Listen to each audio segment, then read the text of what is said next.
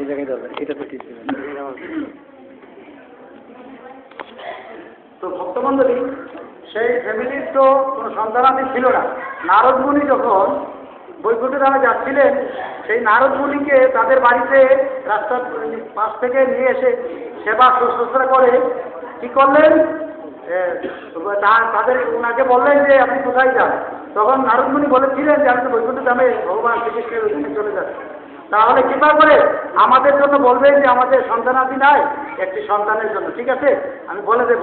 সেই কথাটি বলে ভগবান শ্রীকৃষ্ণের ওইখানে গিয়ে নারদ মুনি ওই ফ্যামিলির জন্য বলছিলেন যে আমি প্রভু আসার সময় আমাকে ফ্যামিলি আমাকে অনেক সেবা শুশ্রূষা করে বলছিলেন যে তাদের সন্তানাদি না, একটি সন্তানের জন্য আপনার কাছে বলার জন্য বলেছিল ভক্তমণ্ডলী।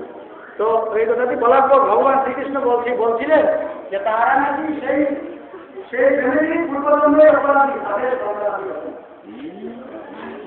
সেই ফ্যামিলির পূর্বজন্মের অপরাধী, তাদের সন্তানাদি হবে না, সেই কথাটি ভগবান কৃষ্ণ নারদ মুনির মাধ্যমে জানিয়ে দিয়েছিলেন।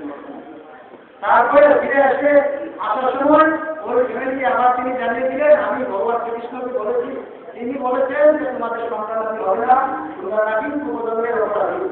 ভক্তমণ্ডলী, তারপর অনেক দুঃখিত হয়ে দিনাতিপাত করতেছিল, দেখেন ভক্ত কি